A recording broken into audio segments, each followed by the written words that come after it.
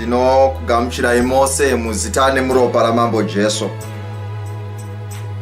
Tinoda kutenda Mwari vatitendera kuva nenguva zvekare pakati pemanheru ano yokuti timboverenga nokunakigwa tiri mukati meivhangeri ravo. Musoro wangu wenyawa nhasi unotiwo dzidza kufara.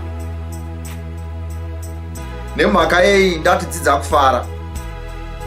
Nokuti pane vamwe vasingatogoni kufara.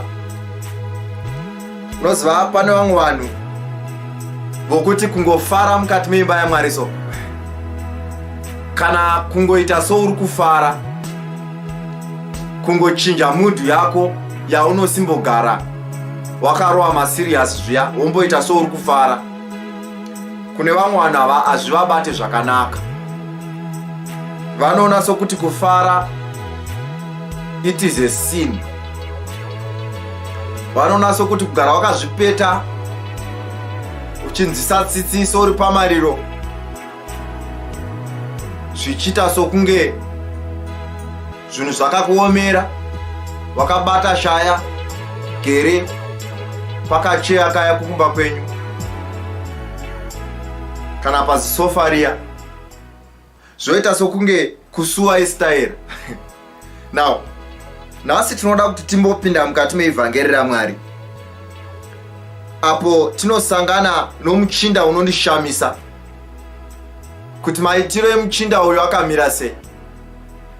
Unoziva kufara zvinhu zviri nyore zvikuru kana uri panguva yakanaka.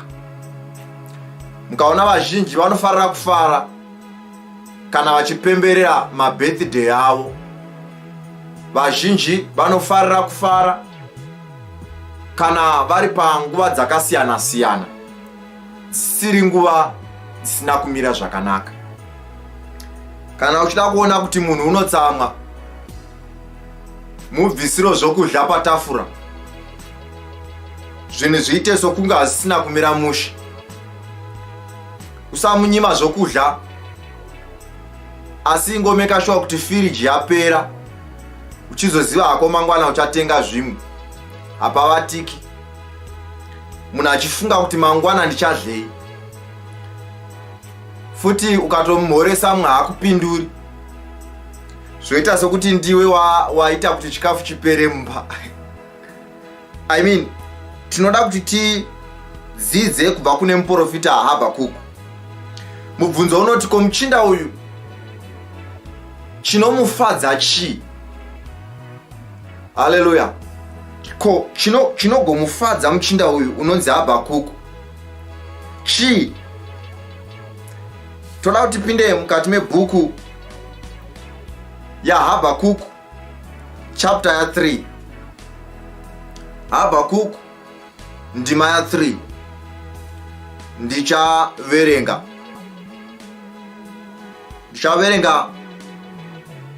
ndoipedza yose. Pandoverenga newoverengawo Habhakuku chapter 3 kubva pavhesi ya 17. Zvikanzi nebhaibheri, nokuti kunyange muonde ukasatunga maruva nemizambiringa ikashayiwa zvibereko, kunyange kubereka kwomuorivhi kukakona, neminda ikasabereka zvokudya, kunyange makwai akapera muchirugwi, nemombe dzikashayikwa mumatanga, kunyange zvakadaro ndichafara kwazvo muna Jehovha. Ndichava nomufaro muna Mwari woruponeso rwangu. Verse 19. Jehovha Ishe isimba rangu, anoita tsoka dzangu dzive setsoka dzehadzi yenondo. Anondifambisa pamatunhu akakwirira, kumutungamiri wokuimba nemitengerano yangu. Ngatitsinzinei tinamate. Kuna Baba vari kumusoro kudenga, Changamire muponesi, zvoshamisa werugare ndimi Mwari. Takutendai pakati pemanheru ano. Takusvika panguva yokunzwa kutaura kwenyu. Chiisaiwozve manzwi enyu mukati memuromo wangu, ndigone kutaura zvinobva kwamuri. Pandinodiridzirawo vamwe, neni mugondidiridzirawo. Mugodiridzirawo vokwangu, mugodiridzirawo vose vakatenda kuzita renyu. Mugopiwa mbiri, mugorumbidzwa muzita nemuropa raMambo Jesu. Amen.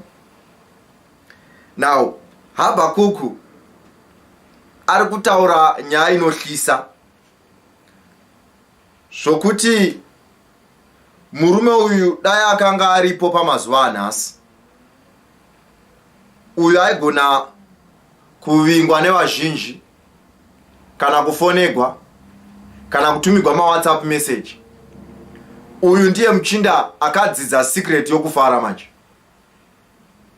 Nokuti nguva yaanofara manje inguva isinganzwisisiki. Tinoda timbofamba tichidzika nayo zvishoma nezvishoma kuti tinzwisise kuti ko chinofadza Habhakuku chii. Now, verse 17 hanzi kunyangwe muonde ukasatunga maruva pakaoma. Chimbogaya sokuziva kwedu isu, mamengo ane season yawo yokubereka zviya. Now, season yemamengo yokubereka yasvika,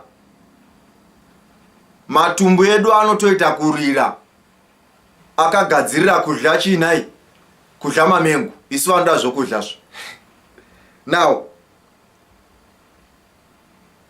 nguva yokuti maruva achitanga kutunga zviya, mumango wokanganwa kuti season yawo yokubereka. Kunyange vaya vakanga vakavimbisa vaya vari kutaunizve kuti kana mumango uchinge waita, ndichazadza traki ndouya ndokupai imozotengesa ikoko. Mumango wotadza kutunga maruva. Hamusi kuibata zvakanaka. Zvikanzi izvo namuprofita Habhakuku, masituations ari kutsanangura ambotanga kutanga kuri nanizvo. Vanhu vakataura nezvemamango kana kuti nezvemuonde, hazvina mhosvazvo. Tinogona hedu kurarama.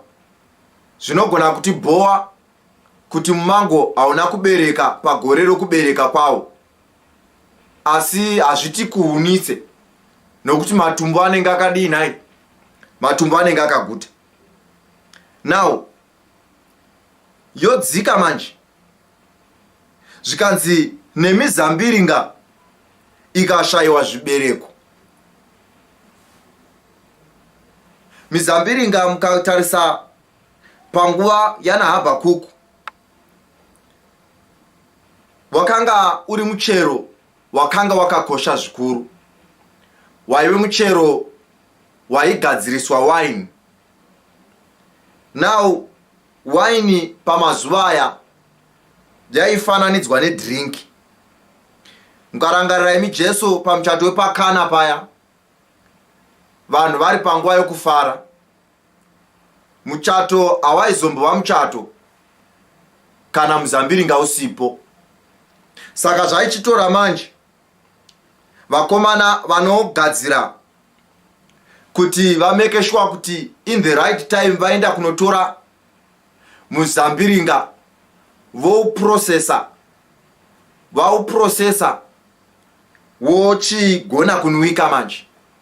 Tagara zvedu pamatafura edu tichipemberera zviya, tichizvinwira zvedu chinai, muzambiringa wedu. Zvino manje Habhakuku uri kutsanangura manje kuti chokutanga, zvirimwa zvakaita sana mango, tichitaurazve zvirimwa zvataugwa pano somuonde watadza kubereka, watadza kubereka, toti pada tinozviwisisa koma mango ane basa rei? Pati haingambotadzi kuva pati kana mumango usipo. Nedzimwe nzira pati inoenderera mberi nemamwe manzwa. Hatina dambudziko kuti titi isu mamango hakuna pati avhariswa. Ingashamisa nyaya yakaita seiyoyo. Now nyaya yakudzika manje yakuafekta vaya manje vajaira zvokufara, yakuafekta machinda manje ari pamuchato wepakana manje vari kupemberera mwana arogwa kutanga mukati memhuri. Now zvakuitika ndezvekuti waini haichakwanisi kuvapo. Now ndo chimiro chiri kutsanangurwa pano nemuchinda unonzi Habhakuku. Asi dzimwe nguva waini ikasavapozve hazvingatadzisizve vanhu kufara. Togona hedu kufara tichizvinira zvedu mvura, tichidya nemaraisi, tichipemberera. Hazvikonisi kufara. Zvinogona kutiti disturbei asi hazvichitadzise kufara. Asi Habhakuku haaperere ipapo. Masituations ese eupenyu ari kutsanangurwa naHabhakuku. Zvikanzi izvo naHabhakuku achidzika kubva pakushayikwa kwemuorivhi, anoramba achiinda mberi. Zvikanzi neminda ikasabereka zvokudya, apo ndo panetsa manje. Unoziva statement rokuti kusabereka zvokudya nemamwe manzwi kune mafarmers haungatarisiri kuti minda ibereke zvokudya iwe usina kurima. Nemamwe manzwi unotanga inonzi land preparation. Kana watanga inonzi land preparation, wopinza vakomana vanobvisa sora kana vachirwa iri manual. Kana kwa kurima kwamazuva ano mopinza matractor orova land preparation. Parowa land preparation potengwa maseeds.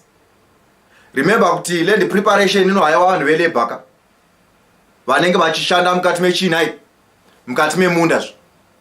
Now vanhu velebha vahaiwa paya havauyi mahara. Kunyangwe iri tractor chaiyo haiuyi mahara, inobhadharwa. Wotora mari muhomwe wobhadhara munhu wetractor orova pasi. Woburisa zve mari muhomwe woenda kunotenga mbeu. Fama akangwara zvaanoita haangotengi mbeuzve. Paanoenda kunotenga mbeu dzake anotengawo nemafertilizers kuti akwanise kuwana gohwo rakanaka. Murimi oita zvese zvaaita, oita his level best to make sure kuti munda wake unomupa inonzi bumper harvest. Now aita zvese izvozvo manje zvakutsanangurwa pano nemuprofita Habhakuku. Zvikanzi naHabhakuku kunyangwe minda ikasabereka zvokudya, apo vechirungu vakataurayo vakati a hungry man is an angry man. Nedzimwe nzira patoita nzara chete, patoita kushatigwa, patoita kutsamwa. Nemamwe manzi ukangoda kutamba uchiita zvokutsinirana zviya, uchida kuseka bhutsu yomumwe unoerekana wadigwa mupamba. Nemhaka yei ndichidaro? Nokuti munhu asina kudya hasha dzinenge dzakawanda. Hapana mufaro apa, hapana mufaro apa. Asi futi Habhakuku ari kuramba achidzika zvokudya zvashayika. asi tinenge tiine makwaizve kana kuti tihuku dzinenge dzirimo mukati mezvirugwi. Saka kana tikaenda isu kunorima, huku dzikatadza mbeu, dzikatadza kutipa chikafu, dzimwe nguva mvura yotonaya zvakanaka, dzimwe nguva mvura yoramba kunayazvo. Saka zvoitika ndezvekuti zvokudya hapana, asi tinenge tiine ma-alternatives edu atiinawo. Saka zvatinoita, tinomboendazve kuchirugwi.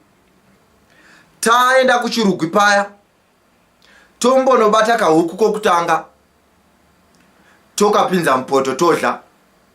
Now, Habhakuku manje ari kutaura situation iri pano.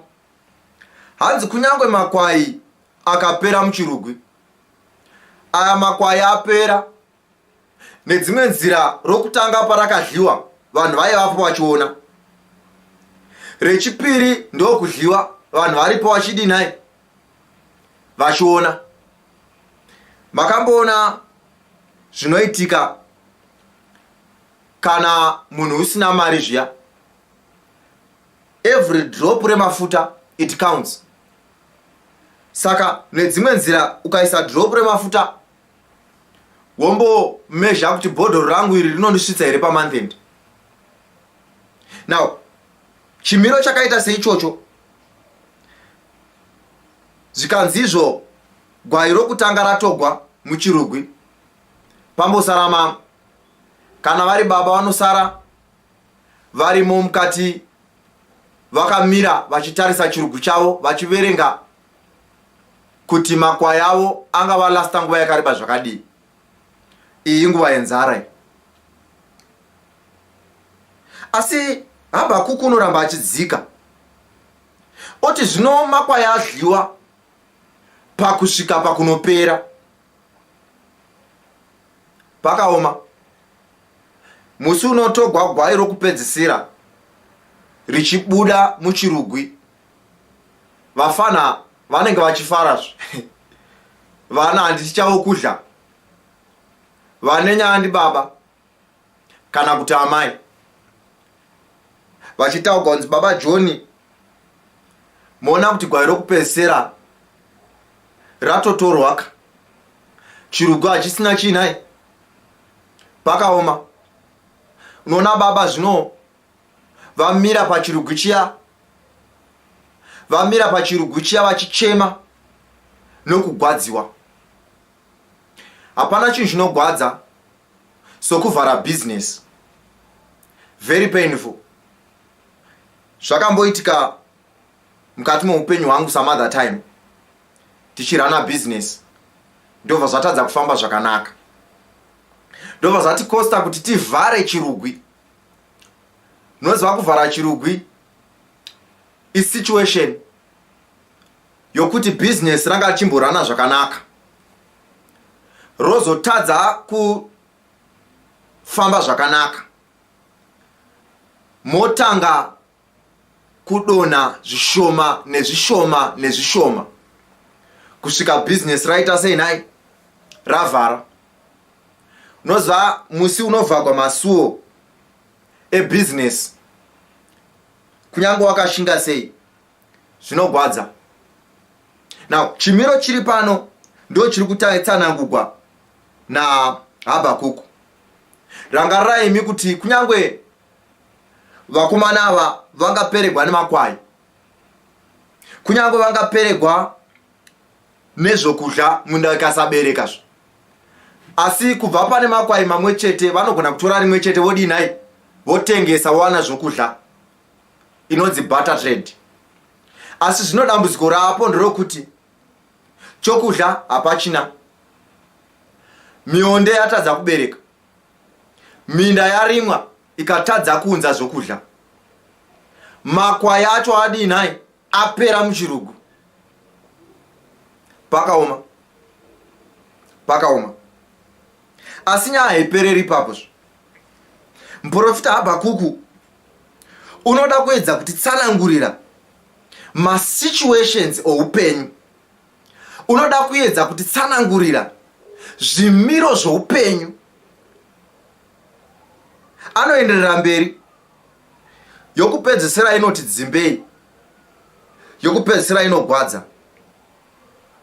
Hanzi nemombe dzikashayikwa mumatanga, iyi ulosi, inogwadza. Unoziva pamunodya gwai rokupedzisira, kana muchine mombe dzinokwana idzo kuita 5 mudanga, zvine matauriro ari nani. Nekuti zvinoitika ndezvokuti unenge wakatemba kuti kunyangwe chikafu chikapera, asi ndikatengesa manjuma anogona kumbondipusha for a certain period of time. Hapa noiponetsa manje. Mombe idzi hadzina kupera mumatanga. Handizive kana makamboibata iyi. Habhakuku haasi kuti mombe dzikapera mumatanga. Chionetsa ndechekuti Habhakuku manje ari kuti kunyangwe mombe dzikashayika mumatanga, pakaoma. A situation yokuti unomuka mangwanani, wanga uine mombe dzako dzawakavharira matanga, uchiti patinomuka mangwanani zviya tinomuka timbobaya manjuma, tombogocha nyama. Vafana vanochema vaya vachimbozvirira chinai, vachidya nyama. Wosvika danga, mombe dzese dzakaparara, kana kuti mombe musina mudanga. Unoita souchatsvaga mombe nemuhomwe. Wombotuma vafana vemombe kuti varume mudai mbonotsvaga mombe. Mombe dzotsvaikwa, dzotsvagwa kusvika dzashayikwa. Vakomana vanenge vasvika voma usiku, vakavata uchirwa ngonono so, votina danga rose remombe roenda. Paunofuma kumuka mangwanani, dzinenge dzatova kubhucha rwekamurewo, dzakutotengeswa senyama. Vakomana, situation iri kutaurwa pano isituation yokuti wasenza kwemakore mazhinji uchunganidza pfuma. Pfuma yoparara nezuva rimwe chete. Ndoda kuti murangarire muchinda unonzi Job. Mubhuku yaJob chapter 1. Muchinda wasevenza zvinonwisa mvura. Ukaverenga ibhavhangeri zvakanaka, rinoti he was the richest man munzvimbo yeUzi. Akanga aine mukurumbira. In a split of a second so, zvose zvaakasenzera mukati muupenyu hwake ndobva zvaparara. Now, ndo situation iri kutaurwa pano nemuprofita Habhakuku. Now, anoti iye kunyangwe mombe dzikashayikwa mumatanga man, nedzimwe nzira dzafudzwa nenzira yatisina kunzwisisa, ndinofarira pavhesi ya18 ndo pane nyaya yedu manje. Zvikanzi izvo kunyangwe zvakadaro, unoziva munhu anoti kunyangwe zvakadaro ndopokuti watsanangura nyaya yako zviya, my enough reasons anogona kuita kuti ujambe mhosva zviya. Wapedza kutsanangura, wataura mareasons ose aungafunga, wochizonzwa judge kuti kunyangwe zvakadaro, it is a statement ino underline zvose zviri pamusoro. Nedzimwe nzira Habhakuku unorevei? Unoti kunyangwe ndomukaini mombe dzose dzakatinhwa mukati medanga, ndorova farming yangu yakanaka pano, totadza kukova. Kunyangwe zvakadaro, zvikanzi kunyangwe zvakadaro ndichafara kwazvo muna Jehovha. Haapereri ipapo. Dai Habhakuku akangoti ndichafara, zvinohwisisika zvo. Mamuchimboziva here imi kuti pane vamwe vanhu vanogona kungorova smile, outside smile yokuti kufunga kuti unogona kuti kufunga kuti pada ari kudini ari kufara. Now zviripo pana Habhakuku manje. Habhakuku ari kuti ndichafara kwazvo. Iyi yaiswa chidhindoni. It's a statement yatsigigwa manje. I will rejoice completely kwazvo, mufaro wakapetwa. Asi haasi kuperera ipapo manje. Zvikanzi izvo ndichava nomufaro. Unoziva Habhakuku so dai tisina kumboverenga kubva pekutanga kumusoro, taigona kufunga kuti pada unotaura nezvemuchato. Taigona kufunga kuti pada Habhakuku statement kana kuti situation yaari kutsanangura ichamufadza. Pada situation yokuti mwana wake arongwa, kana kuti situation yokuti awana promotion kubasa, kana kuti situation yokuti pada dzanga dzichigwara saHezekiya dzorangarigwa manje dzobva dzapiwa upenyuzve.